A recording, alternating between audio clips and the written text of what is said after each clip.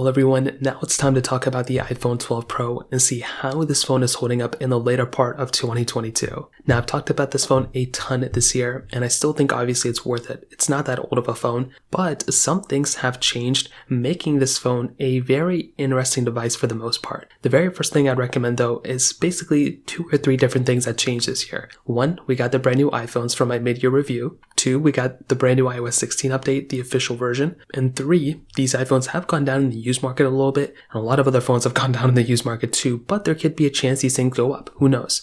Now, I will start off with iOS 16. I definitely do think this was a really decent update. It brought a lot of features. Unfortunately, there were a lot of bugs as well, and there still seems to be quite a bit of a difference when it comes down to the official version, the betas that we're still getting with 16.2, and updates coming out. But one thing is for sure, and this is something I've been saying for quite a bit of time, the good thing is that with a phone like the iPhone 12 Pro, we are still getting pretty much all of the features that iOS 16 is coming out with. The example of this is basically like with the iPhone 10 and iPhone XS, it kind of got stripped of some features here and there. The 12 Pro, because it's not even that old of a phone, it's still getting basically all those features. And then when I'm thinking to myself, like with the next few versions of iOS, I do believe this phone is still going to be supported and it's still going to be getting all the same features that iOS 16 is going to be bringing, iOS 17, iOS 18. So I say that to say, if you have an iPhone 12 Pro or you plan on getting an iPhone 12 Pro, you are still going to be supported for quite a bit of time. So when it comes down to that, you are perfectly set in my opinion. Now on top of that,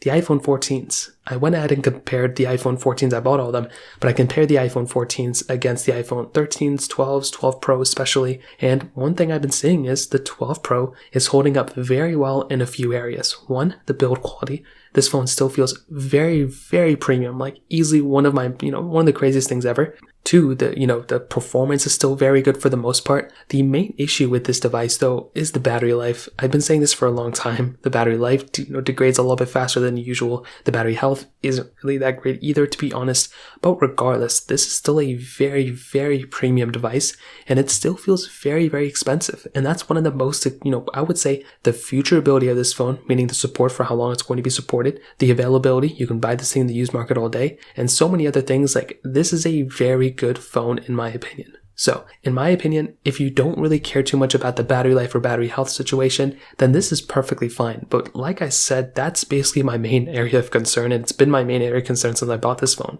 My battery health degraded like crazy on this phone. If it wasn't for that though, I think this would still be a solid phone to pick up, especially now that it's been, going down in the used market by quite a bit. Other than that, though, I mean, the choice is yours. I think if you can go up to a 13 Pro, that is by far a way better phone than this thing, if I'm being honest. But regardless, that kind of covers it up. If you have any other thoughts or questions, let me know in the comment section below. Hit the like button, that would mean so much, but definitely hit that subscribe button. More importantly than everything else, I love every single one of you guys. Hopefully I'll catch you guys in the next video. Peace out till then.